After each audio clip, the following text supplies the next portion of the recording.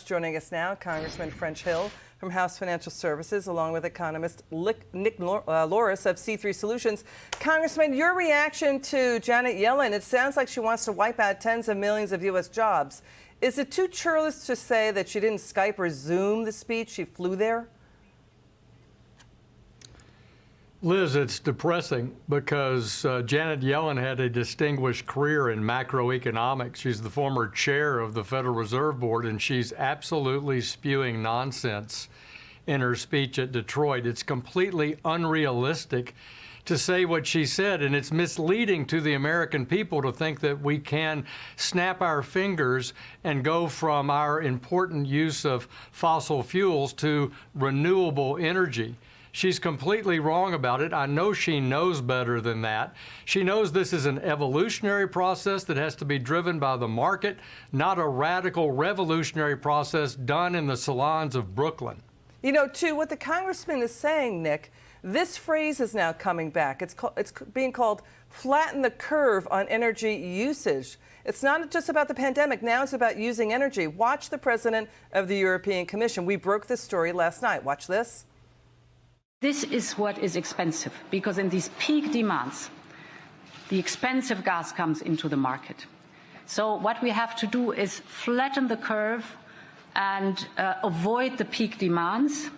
We will propose a mandatory target for reducing electricity use at peak hours, and we will work very closely with the member states to achieve this. Nick, are we going to have climate shutdowns now? I mean, we have states already moving to regulate local energy use by seizing the control of people's smart thermostats like Google's Nest to set the air conditioning level, even locking them out of their thermostats, reportedly even moving to regulate how much water we use, too. What do you think?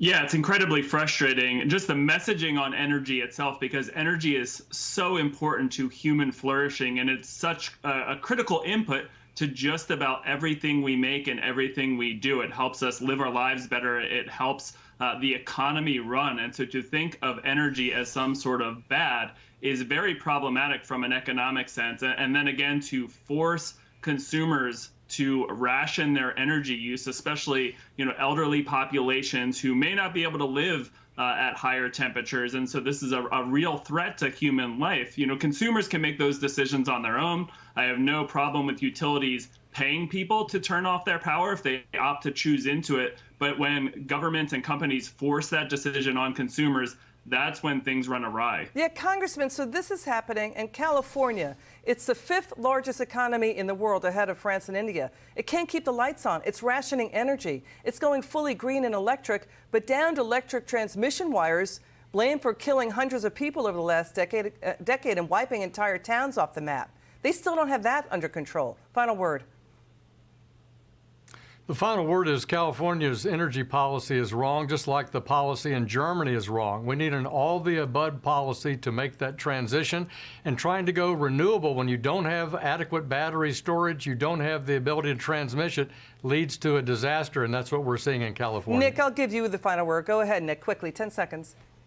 Yeah, the same. All of the above. Renewables aren't bad, but we also need conventional fuels. We need nuclear power, and we need to fix those supply bottlenecks with more transmission lines, more pipelines. That's how we get affordable, reliable energy to consumers. Got it. Congressman Hill and Nick Loris, thank you so much.